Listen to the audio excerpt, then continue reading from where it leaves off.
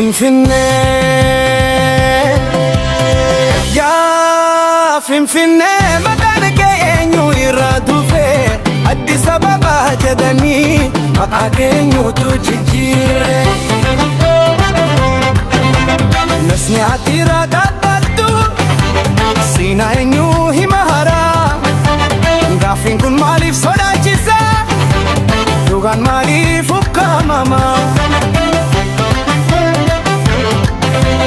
Namni alaa dhufee yoo gaafate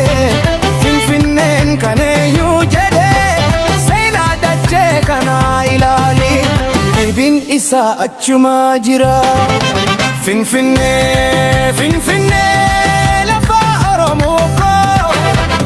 Addis Ababaa jedhanii maqaa kee hawaaman moo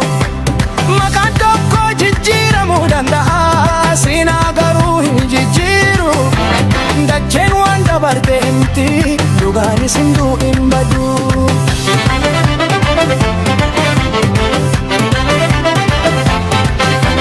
Finfinnee jechuun maqaa kee burqaa bishaanii yaadachiisa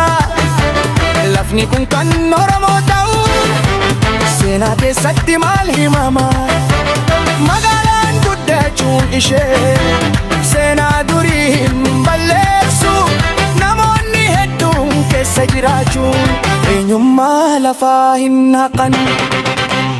Gaaffii siyaasaa yoo kaasan Gaaffii seenaa haa kaafnu Addis Ababaa kan eenyu jechuun dura seenaa haa dubbifnu Magaalaa mootummaa ta'u lafaa eenyummaa hin haqu Bulchiinsi yeroo jijjiiramu seenaa dachee hin jijjiiru Ani nama hin jibbu Ani saba biraa hin tuffadhu Garuu waanan gaafatu tokko dhugaan seenaa eessa jira Finfinnee eenyu waamame eenyu keessa jiraacha ture Maqaan Addis Ababaa yoom dhufe gaaffiin kun deebii qabamu Finfinnee Finfinnee lafa Oromoo koo Maqaan kee hawaamamu seenaa kee hin haqina Addis Ababaa yoo jedhanis gaaffiin keenyaan badu Maqaa jijjiiruun salphaata seenaa jijjiiruun hin danda'amu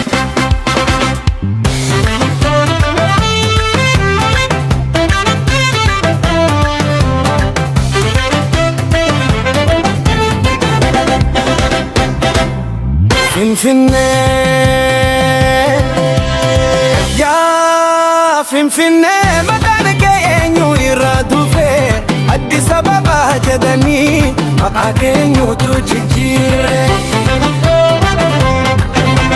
Nasni ati irraa dhaabbattu siinaa eenyu hima haraa Gaaffiin kun maaliif sodaachisa dhugaan maaliif ukkaamama Namni alaa dhufee yoo gaafate Finfinneen kan eenyu jedhee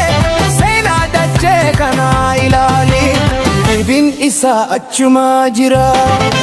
Finfinnee Finfinnee lafa Oromoo koo Addis Ababaa jedhanii maqaa kee hawaaman moo maqaan tokko jijjiiramuu danda'a seenaa garuu hin jijjiiru Dacheen waan dabarte himti dhugaanis hin du'in badu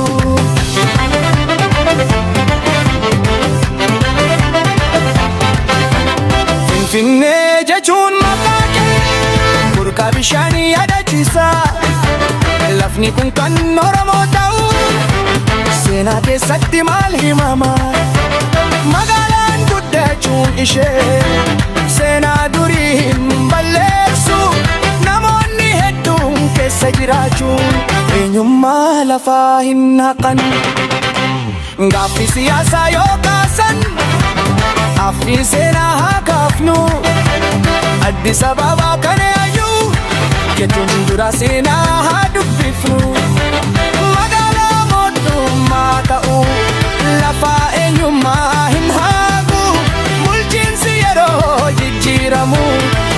yaadachee hin jijjiiru.